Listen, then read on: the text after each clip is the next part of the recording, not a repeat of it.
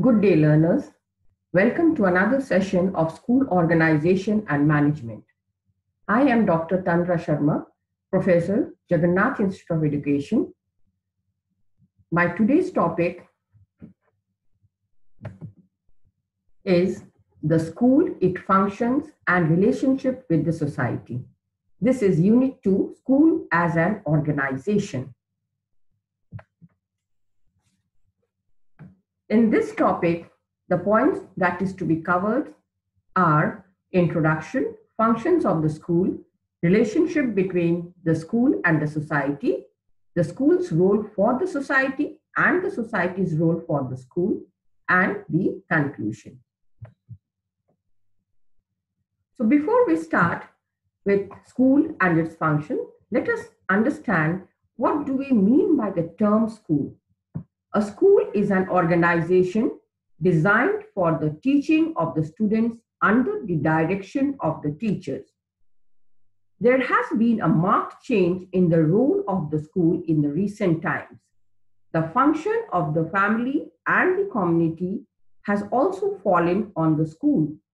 Now the school has to discharge not only its own educational functions, but also provide what home and community provided in the past.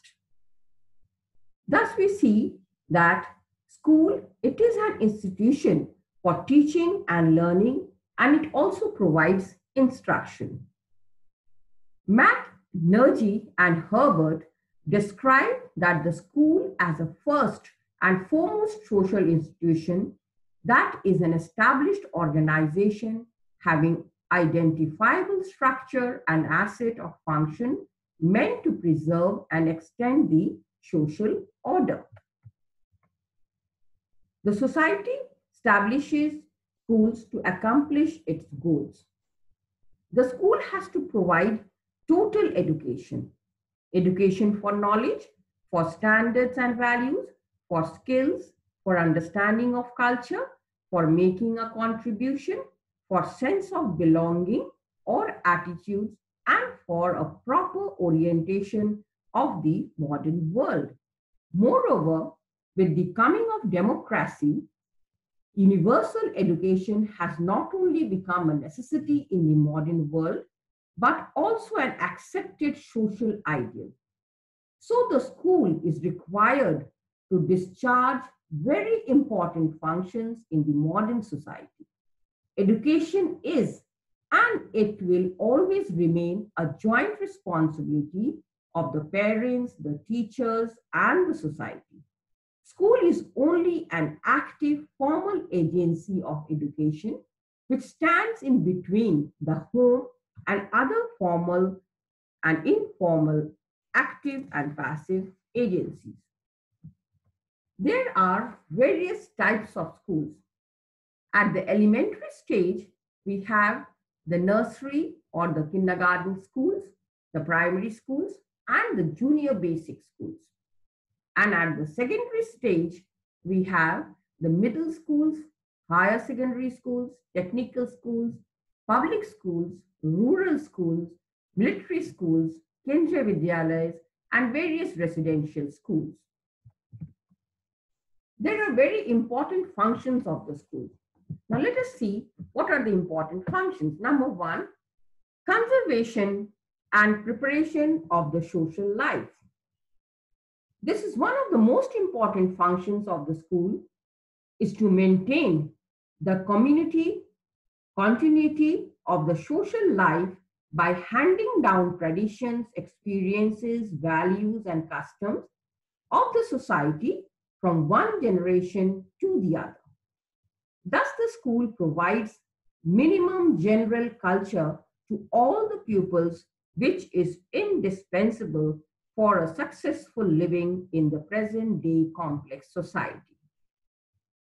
Second, promotion of culture and civilization. The school not only transmits the cultural heritage to the next generation, but also trains children in a manner that they enrich and modify that heritage through their own efforts and thus helps in the establishment of a better society. The school performs the important function of constantly recognizing and reconstructing human experiences for the promotion of culture and civilization. Third, all round development of the individual. The school develops the whole personality of the child, physically, intellectually, morally, socially, aesthetically, and spiritually. Through its curricular and co-curricular activities, through craft work, games, social service programs, etc., the school caters to the child's social constructs, artistic and other impulses. Thus, the child not only acquires knowledge but also develops the requisite habits, skills, and attitudes. Fourth, promotion of social efficiency. To live in a democratic society, children must be trained in democratic methods through education, and the school program is planned accordingly. Training for effective participation in democratic government and cultivation of a balanced sense of right and duties is an important function of the school. Fifth, post-school adjustability. Brown says the school has a direct responsibility of preparing individual child for post-school adjustments. The child spends most impressionable period of his life in the school. After the completion of the school education, he is to adjust himself with the society outside the school and to the best of his capacity and capability. If this adjustment is desirable and proper, the school has succeeded in its aims and objectives. And if not, then it has failed to discharge its responsibilities. Thus, the success and failure of the school system is judged by the end product. Sixth, inculcation of higher values of life. Moral and religious education, which was formally imparted by the family, is also the responsibility of the school. The joint family systems are rapidly breaking, and this gap is now to be filled by the schools. So, along with the social, economic, and democratic ideals, the school is also responsible to develop the moral sense of the children so that they may be able to distinguish between the right and the wrong. School education must develop in the children a sense of true appreciation of truth, goodness, and beauty.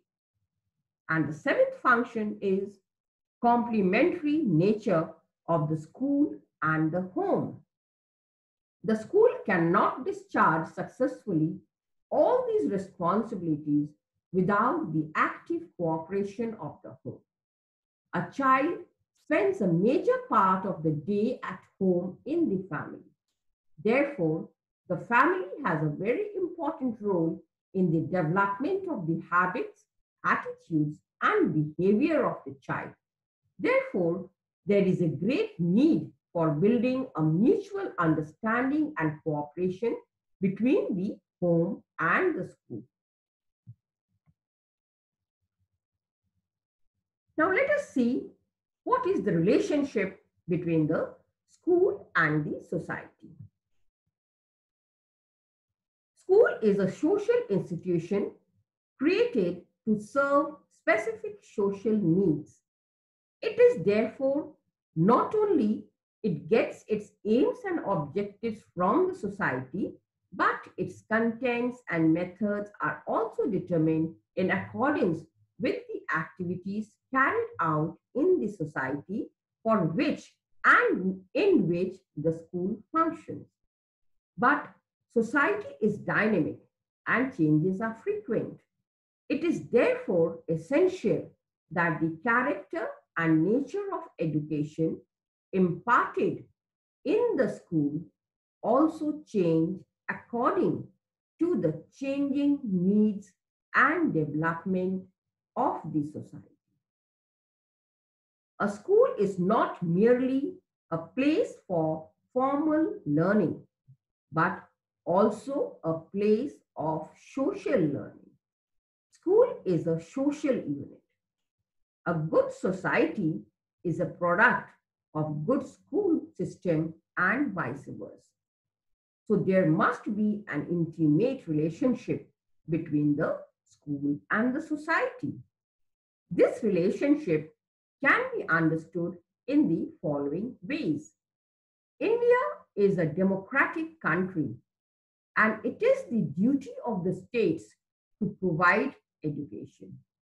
But the states take the help of the community to fulfill this task. Second, India has government aided, and private schools.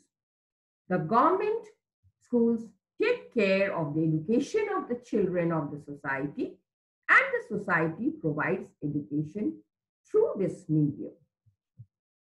Third, the state or the society establishes the schools so that they can prepare their future generations. In turn, the schools provide the required development to the students of the society and prepare them for their bright future.